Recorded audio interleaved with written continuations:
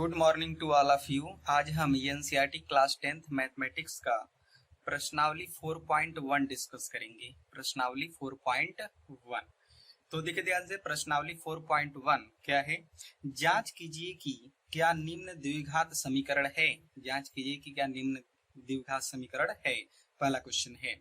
तो इसमें आपके टोटल 8 क्वेश्चंस हैं। आपको चेक करके बताना है कि यह जो क्वेश्चंस हैं द्विघात समीकरण है कि नहीं। तो आपको इंट्रो वीडियो इसका हमने बताया था 4.1 का कि कौन से समीकरण द्विघात समीकरण होते हैं। तो आपको बताया गया कि कोई भी समीकरण ax square plus bx plus c equal to 0 के रूप का हो और a की वैल्यू 0 ना हो, तब हम कहते हैं वह समीकरण आपका कैसा समीकरण है, द्विघात समीकरण है। ठीक है ना। तो चलिए आइए देखते हैं। यहाँ पर सभी क्वेश्चन हमने नोट डाउन कर लिए हैं। तो यहाँ पर पहला क्वेश्चन है x प्लस 1 का whole square equal to 2 times of x minus 3। तो इसको आप सॉल्व करिए। तो बताइए a प्लस बी का होल स्क्वायर। तो a प्लस बी का होल स्क्वायर क्या होता है, a square plus B square plus में 2ab। तो यहाँ पे हम पुट करेंगे a square that means x square plus b square that means 1 का स्क्वायर प्लस में 2ab that mean 2 into x into कितना 1। अब यहाँ पे 2 इंटू x माइनस 3 है तो मल्टीप्लाई कर दिए, कितना हो जाएगा 2x माइनस में कितना 6। ठीक है ना, ये हो गया 2 इंटू एक्स 2x और 2 इंटू 3 6। अब यहाँ पर x स्क्वायर, तो ये हमारा बन गया x स्क्वायर प्लस 1 और प्लस में 2 इंटू एक्स इंटू 1 कितना हो जाएगा 2x और इक्वल टू 2x माइनस में कितना 6। अब देखिए ध्यान से, RHS में यहाँ पर राइट हैंड साइड में दाएं पक्ष में 2x माइनस 6 है, इसको इधर लाइए। तो यहाँ पर हो जाएगा x square plus 1 plus 2x minus 2x और प्लस में 6 इक्वल टू 0। तो यहाँ पे 2x है तो इक्वल के इधर आएगा LHS साइड, तो क्या हो जाएगा प्लस का माइनस माइनस का प्लस। आपको पता है इक्वल के अगर इधर उधर ट्रांसफर होता है तो प्लस का माइनस माइनस का प्लस इंटू का डिवाइड और डिवाइड का मल्टीप्लाई हो जाता है। अब देखिए ध्यान से 2x minus 2x cancel out हो गया। अब x स्क्वायर प्लस 1 प्लस 6, तो यहाँ मिल गया आपको x square plus 7 equal to 0। x square plus 7 equal to 0। तो x square plus 7 equal to यहाँ पर क्या है 0 है। तो आप कहेंगे सर यह तो x square plus bx plus c equal to 0, तो x स्क्वायर तो है सर लेकिन bx नहीं है। ठीक है, नहीं है तो आप समझने के लिए ऐसे लिख सकते हैं, लेकिन आपको लिखे या ना लिखे कोई मतलब नहीं निकलता। आपको समझाने के लिए हम लिख देते हैं x square plus 0x plus 7 equal to 0, ऐसे तो आप लिख सकते हैं। तो देखिए ध्यान से, x square plus 0x plus 7 0 into x करेंगे तो बताइए 0 ही आएगा। तो x स्क्वायर प्लस 7 ही इक्वल टू आपका 0 है। तो अब यहाँ पर अब इसका तुलना करें ax square plus bx plus c equal to 0 से तुलना करने पर तो बताइए a की वैल्यू कितनी है, x स्क्वायर गुणा कुछ नहीं तो 1 है, तो ये a की वैल्यू 1 हो गई। अब बताइए b की वैल्यू कितनी है 0, c की वैल्यू कितनी है 7। तो हम कहेंगे a is not equal to 0, इसलिए x स्क्वायर प्लस 7 एक द्विघात समीकरण है। एक द्विघात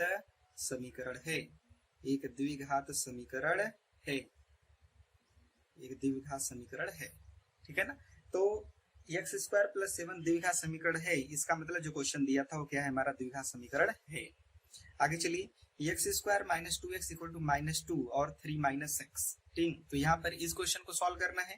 तो यहाँ पर x square minus 2x equal to minus 2 into 3 कितना होगा माइनस 6 और माइनस 2 इंटू माइनस x कितना होगा प्लस में 2x।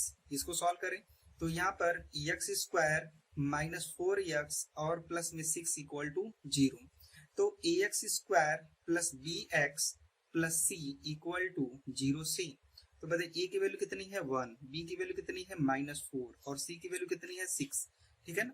तो बताइए a is not equal to 0। तो आगे लिखेंगे अतः दिया गया समीकरण द्विघात समीकरण है। कैसा समीकरण है, द्विघात समीकरण है। ठीक है ना, द्विघात समीकरण है। द्विघात समीकरण होने का एक ही कंसेप्ट है, x square plus b x plus c equal to 0 के टाइप का होना चाहिए और ये ए की वैल्यू 0 नहीं होनी चाहिए, तब हम कहेंगे वो हमारा कैसा समीकरण है, द्विघात समीकरण है। आगे चलिए, अगला क्वेश्चन देखते हैं, क्वेश्चन नंबर थर्ड। तो क्वेश्चन नंबर थर्ड यहाँ पर है x minus two x plus one equal to x minus one x plus three. तो यहाँ पे देखा जाए तो x का x में मल्टीप्लाई होगा तो आपको क्या मिलेगा, एक्स स्क्वायर। x का 1 में होगा तो क्या मिलेगा, 1x, that means x minus two का x में होगा क्या मिलेगा, माइनस टू एक्स, और माइनस टू का 1 में होगा क्या मिलेगा, minus two, equal to x का x में होगा एक्स स्क्वायर, x का प्लस 3 में होगा 3x, और माइनस 1 का x में होगा माइनस एक्स, और माइनस 1 का 3 में होगा माइनस 3। अच्छा, एक्स स्क्वायर यहाँ पर एक्स स्क्वायर यहाँ पे कैंसिल आउट हो जाएगा, ठीक है ना। अब देखिए x माइनस टू एक्स कितना हो गया, minus x minus two, equal to, अब देखिए 3x माइनस एक्स तो बताइए 2x, और बताइए यहाँ पे माइनस 3 तो माइनस 3 हो गया। अब इन सबको इधर लाइए, तो इधर अगर लाएंगे तो यहाँ पे हो जाएगा minus x minus two x और माइनस टू और प्लस में कितना 3 इक्वल टू 0। अगर यहाँ पे देखा जाए तो ये आपका बन गया माइनस 3x और 3 माइनस टू कितना प्लस 1 इक्वल टू 0। अगर इसको माइनस से मल्टीप्लाई कर दे दोनों पक्षों में तो बताइए 3x माइनस 1 इक्वल टू 0, ठीक है ना। तो आप लिखेंगे ax square plus bx plus c equal to 0 से। तो बताइए a की वैल्यू यहाँ पर क्या है, एक्स स्क्वायर है, नहीं तो क्यों नहीं है, क्योंकि एक्स स्क्वायर का गुणांक 0 यहाँ पर होगा तभी तो नहीं है। a की वैल्यू क्या है, 0 है, a की वैल्यू 0 है, b की वैल्यू कितनी है 3 है, और c की वैल्यू कितनी है माइनस 1 है। तो यहाँ पर आप लिखेंगे कि यहाँ पे बगल में लिख देते हैं, यहाँ पे आप लिखेंगे a equal to 0, a equal to 0 है, इसलिए यह द्विघात समीकरण नहीं है, यह द्विघात समीकरण नहीं है, द्विघात समीकरण नहीं है। जबकि द्विघात होने के लिए a की वैल्यू 0 नहीं होनी चाहिए, जबकि यहाँ पर 0 हो गया तो इसलिए हम कहेंगे यह द्विघात समीकरण नहीं है। अब आपको समझ में आ गया होगा कि ax square plus bx plus c equal to 0 type का मिलना चाहिए, और a की वैल्यू 0 नहीं मिलनी चाहिए तो द्विघात समीकरण है, अदरवाइज नहीं है। तो अगला देखते हैं यहाँ पर यह क्वेश्चंस। तो फोर्थ जो क्वेश्चंस है, हमको लगता है अब फोर्थ क्वेश्चंस, ठीक है ना। उसके बाद जो फिफ्थ क्वेश्चन है यहाँ पे 2x minus 1 x minus 3 x plus 5 x minus 1, ये भी आप बना लेंगे, ठीक है ना। अब देखिए ध्यान से, ये भी क्वेश्चन आप सॉल्व कर लेंगे। a माइनस बी के होल स्क्वायर से इसको ओपन करिए, a माइनस बी का होल स्क्वायर क्या होता है, a square plus B square minus 2ab, ठीक है ना। तो इस बेसिस पर आप ये सब क्वेश्चन कर सकते हैं। आगे देखिए अगला, यहाँ पे जो क्वेश्चन है अगला सातवां क्वेश्चन। तो सातवां क्वेश्चन एक्स प्लस टू का क्या है, होल क्यूब है। तो a प्लस बी का होल क्यूब आपको पता है, बताइए a प्लस बी का होल क्यूब हम लिख देते हैं, a प्लस बी का होल क्यूब क्या होता है, a क्यूब प्लस में b क्यूब प्लस में कितना 3ab और in the bracket a plus b. तो आप इस फार्मूले से इसको ओपन करके सॉल्व कर लीजिएगा, फिर कंपेयर करिएगा कि x square plus b x plus c equal to 0 type का है। अगर a की वैल्यू 0 नहीं है तो द्विघात समीकरण होगा। आगे देखिए यहाँ पर अब a माइनस बी का ये क्या है, a माइनस बी के होल क्यूब पर फॉर्मेट है। तो a माइनस बी का होल क्यूब क्या होता है, तो a माइनस बी का होल क्यूब का फार्मूला हम लिख देते हैं। a माइनस बी का होल क्यूब क्या होता है, a cube minus b cube minus 3ab और in the bracket a minus b, ठीक है ना। तो ये हो गया। तो आप इस तरीके से इसको क्या कर सकते हैं, सॉल्व कर सकते हैं।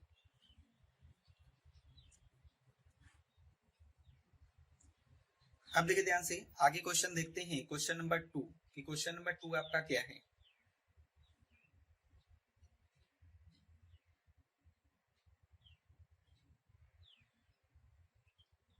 क्वेश्चन नंबर 2, तो क्वेश्चन नंबर 2 देखिए ध्यान से, क्वेश्चन नंबर 2 क्या कर रहा है। तो क्वेश्चन नंबर 2 यहाँ पे देखते हैं कि क्वेश्चन नंबर 2 क्या है। तो देखिए ध्यान से, क्वेश्चन नंबर 2 कह रहा है कि निम्न स्थितियों को द्विघात समीकरण के रूप में निरूपित कीजिए। निम्न स्थितियों को द्विघात समीकरण के रूप में आपको क्या करना है, निरूपित करना है। तो पहला यहाँ पे क्वेश्चन है, ठीक। पहला क्वेश्चन देखिए ध्यान से, एक आयताकार भूखंड का क्षेत्रफल 528 वर्ग मीटर है, क्षेत्र की लंबाई मीटरों में चौड़ाई के दोगुने से एक अधिक है, हमें भूखंड की लंबाई और चौड़ाई ज्ञात करनी है। तो आपको क्या करना है, ये जो क्वेश्चन वर्ड्स प्रॉब्लम में दिया गया है, ठीक, शब्दों वाले जो प्रश्न होते हैं, आपको इसको क्या करना है, इसका एक समीकरण बनना है। वो समीकरण कैसा बनना चाहिए, द्विघात समीकरण बनना चाहिए। तो चलिए क्वेश्चन नंबर 2 का पहला देखते हैं। क्वेश्चन नंबर 2 का पहला, तो देखिए ध्यान से, एक आयताकार भूखंड का क्षेत्रफल 528 वर्ग मीटर है। तो बताइए आयत का क्षेत्रफल क्या होता है, लंबाई गुणे चौड़ाई, ठीक है ना। तो देखिए ध्यान से, यहाँ पर बात किया गया कि लंबाई जो है चौड़ाई के दोगुने से एक अधिक है। तो यहाँ पर चौड़ाई के दोगुने से भाई एक अधिक है, तो हम क्या कर लेते हैं, हम यहाँ पे कर लेते हैं माना चौड़ाई यक्स मीटर है, हमने मान लिया कि चौड़ाई कितना है, यक्स मीटर है, ठीक है ना। तब लंबाई, तब अगर लंबाई देखी जाए कि लंबाई कितनी होगी, तब लंबाई, तो बताइए लंबाई के बारे में क्या यहाँ पर कहा गया है, लंबाई के बारे में यहाँ पर कहा गया है कि जो लंबाई आपकी है, क्षेत्र की लंबाई चौड़ाई के दोगुने से अधिक है, तो चौड़ाई के दोगुने से अधिक है, तो बताइए यक्स चौड़ाई है तो इसका दोगुना कर देते हैं और एक जाता है तो एक बढ़ा देते हैं, तो ये लंबाई होगी। अब देखिए ध्यान से, अब कहा गया क्षेत्रफल कितना है, 528, तो बताइए आयत का क्षेत्रफल कितना होता है, आयताकार भूखंड, आयताकार भूखंड का क्षेत्रफल, आयताकार भूखंड का क्षेत्रफल, तो आयताकार भूखंड का क्षेत्रफल कितना होता है, लंबाई गुणे चौड़ाई, तो बताइए लंबाई कितनी है, 2x+1, ठीक, ब्रैकेट में, और इंटू चौड़ाई तो x हो गया, ठीक। अब बताइए इसका वैल्यू कितना दे रखा है, इसका वैल्यू आपको दे रखा है 528, तो इसको हमने कर लिया 528। अब इसको सॉल्व कर लीजिए, तो 2x+1 into x equal to 528 हो गया, तो इक्वल टू यहाँ पर क्या है 528। अब देखिए ध्यान से, x का इसमें मल्टीप्लाई तो 2x² और प्लस में कितना हो गया x, इसको इधर ले -528 इक्वल टू कितना 0, ठीक है ना। तब ये क्या हो गया, यही आपका आंसर हो गया, ठीक है ना। तो यह द्विघात समीकरण समझने इसको क्या कर दिया, निरूपित कर दिया, ठीक है ना। ये आपका फाइनल आंसर हो गया। अच्छा आगे चलते हैं, अब देखते हैं क्वेश्चन नंबर 2 का सेकेंड, क्वेश्चन नंबर 2 का सेकेंड क्या है, तो देखिए ध्यान से, क्वेश्चन नंबर 2 का सेकंड क्या कर रहा है, दो क्रमागत धनात्मक पूर्णांकों का गुणनफल 306 है, हमें पूर्णांकों को ज्ञात करना है, तो इसके लिए द्विघात समीकरण आपको बनाना है। तो बताइए दो क्रमागत पूर्णांक है, जैसे हम कहें एक पूर्णांक आपका 2 है, तो अगला पूर्णांक क्या होगा, क्रमागत में 3 होगा। अगर हम कहें एक पूर्णांक 100 है, तो अगला क्या होगा, 101 होगा। तो यहाँ पे ले लेते हैं, माना पहली संख्या यक्स है, पहली संख्या आपने कितना मान लिया, यक्स है, तब दूसरी संख्या आप ही बताइए कितना होगा, क्योंकि क्रमागत है, तब दूसरी संख्या कितनी होगी, तब दूसरी जो संख्या होगी या दूसरी जो पूर्णांक होगी वो कितनी होगी, x+1, ठीक है ना। तब दूसरी संख्या x+1 है। अब देखिए ध्यान से, अब दोनों का गुणनफल कितना दिया है, दोनों का गुणनफल 306, तो मल्टीप्लाई कर देते हैं, ठीक। तो x into x+1 equal to कितना आपका, x into x+1 equal to आपका हो गया 306, तो x इंटू x+1 आपका हो गया 306, मल्टीप्लाई कर दी x² प्लस में x, इसको इधर लाई -306 इक्वल टू कितना 0, ये आपका क्या हो गया, आंसर हो गया, क्योंकि द्विघात समीकरण में आ गया, क्योंकि x का मैक्सिमम पावर 2, ठीक है ना, तो द्विघात समीकरण हो गया, ठीक। आगे चले क्वेश्चन नंबर 3 देखते हैं। तो देखिए ध्यान से, क्वेश्चन नंबर 3 अब, ठीक, तो आप दो क्वेश्चन नोट डाउन कर लेंगे किस तरीके से सॉल्व हुए, ठीक। आगे चलिए क्वेश्चन नंबर 3 देखा जाए।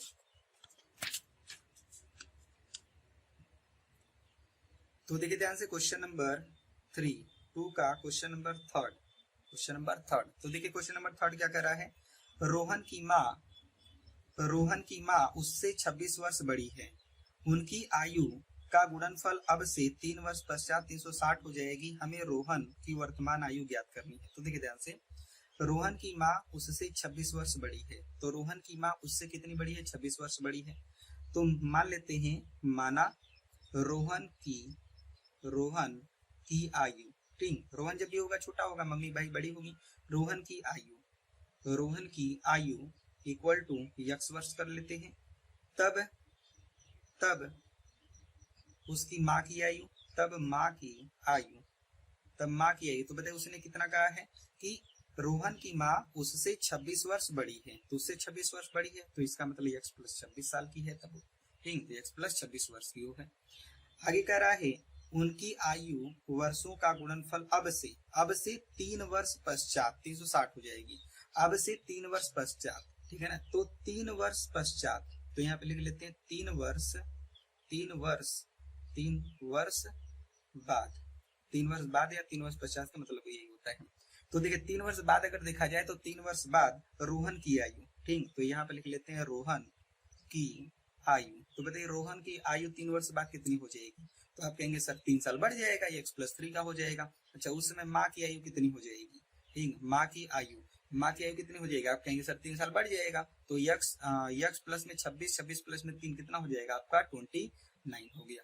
अब आपसे कहा गया प्रश्नानुसार अकॉर्डिंग टू द क्वेश्चन अगर चला जाए तो प्रश्नानुसार आपसे कहा गया कि दोनों के उम्रों का गुणनफल कितना है 360। ठीक, तो यहाँ पे दोनों का 3 वर्ष बाद ही बात है, तो यहाँ पे लिख लेते हैं x+3 और इंटू में कितना x+29 इक्वल टू कितना है आपका, इक्वल टू है आपका 360। तो ये आपका 360 हो गया।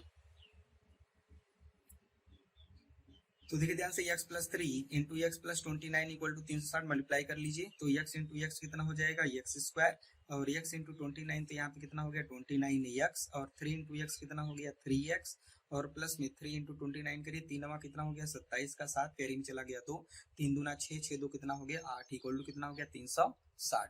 तो आपको मिल गया 360। अब देखिए ध्यान से ये इक्वल टू 360 हो गया। अब इसको आपको सॉल्व करना है, तो x² बताइए 29 प्लस 3 कितना हो गया 32 हो गया 32x। अब यहाँ पर 360 और यहाँ पे 87, तो इसको इधर लाएंगे तो a प्लस में 87 और माइनस में कितना 360, ठीक है ना, इक्वल टू कितना 0। तो आप 360 में से 87 माइनस कर लीजिए, तो 360 में से 87 माइनस करना है तो 10 में से आ गया कितना 3। हम बताइए यहाँ पे कितना बचा 5। ठीक, एक बारो करेगा तो 15 में से हट गया कितना 7, यहाँ पे 2 तो 273 हो गया। तो यहाँ पे हम लिखेंगे x² प्लस में 32x और यहाँ पर माइनस में होगा क्योंकि आप कम में से ज्यादा को माइनस कर रहे हैं, तो यहाँ पे आपको मिलेगा -273 इक्वल टू कितना 0। तो ये आपका ही हो गया।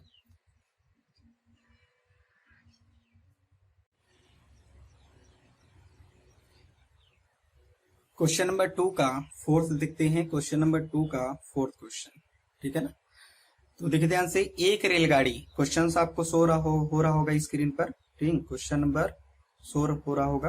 तो देखिए ध्यान से कह रहे कि एक रेलगाड़ी 480 किलोमीटर की दूरी समान चाल से तय करती है। यदि इसकी चाल 8 किलोमीटर प्रति घंटा कम होती तो वह उसी दूरी को तय करने में 3 घंटे अधिक समय लेती। हमें रेलगाड़ी की चाल ज्ञात करनी है। तो देखिए ध्यान से, आप यहाँ पर ये टोटल डिस्टेंस कितनी है 480 किलोमीटर की डिस्टेंस है, ठीक है ना, 480 किलोमीटर की डिस्टेंस है। यहाँ पर एक रेलगाड़ी है, ठीक है, ये रेलगाड़ी इसको क्रॉस कर रही है, 480 किलोमीटर की दूरी को ट्रेवल कर रही है। तो देखिए ध्यान से 480 किलोमीटर की दूरी को ट्रेवल कर रही है, तो इसको हम कैसे सॉल्व करेंगे।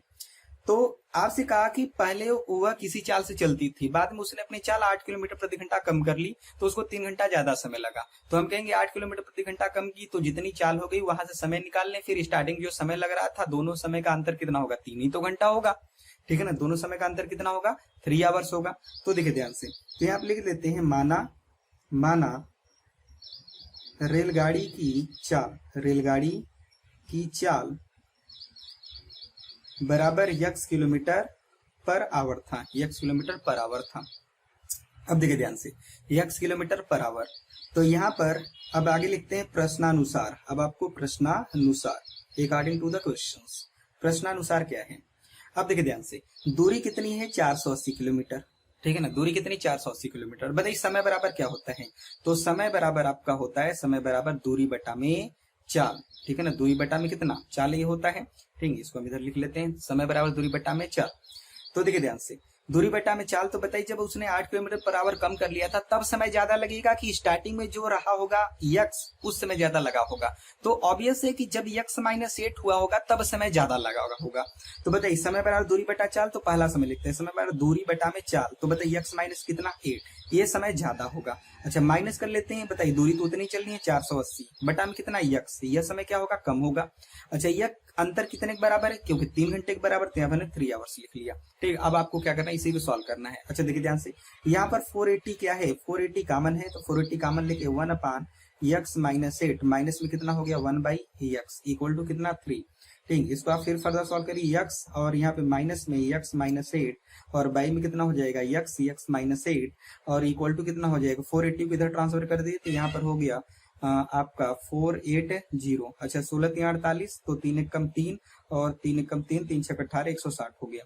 अच्छा देखिए यहाँ पर यह x और माइनस x कैंसिल आउट हो जाएगा, यहाँ पे +8 हो जाएगा, तो ये आपका कितना हो जाएगा +8 और बाई में x और इंटू में कितना x-8 इक्वल टू कितना 1/160। अच्छा 16 बट्टी कितना होता है 128, ठीक। तो यहाँ पर हो गया 128, ठीक है ना, 16 बट्ठे 128, आगे जीरो लगा ले। अब बताइए x इधर जाएगा तो यहाँ पर हो जाएगा x स्क्वायर और माइनस कितना 8x। अब इसको आप लाइन से लिख लें तो x square minus 8x minus 1280 equal to 0। अब ये क्या हो गया आपका रिक्वायर्ड द्विघात समीकरण हो गया, ये आपका आंसर हो गया, ठीक है ना। तो इस तरीके से हमने सभी क्वेश्चन सॉल्व किए प्रश्नावली 4.1 की, ठीक। आई होप आपको यहाँ तक क्लियर हो गया होगा। तो आपको ये अगर वीडियो लेक्चर्स पसंद आया है तो आप क्या करें, सब्सक्राइब भी कर लें और अपने कमेंट्स लाइक वगैरह और अपने दोस्तों को भी शेयर करें कि यहाँ पर चैप्टर वाइज हर एक प्रश्नावली का डिस्कशन चल रहा है, ठीक। उसको आप लोग भी ज्वाइन कर सकते हो।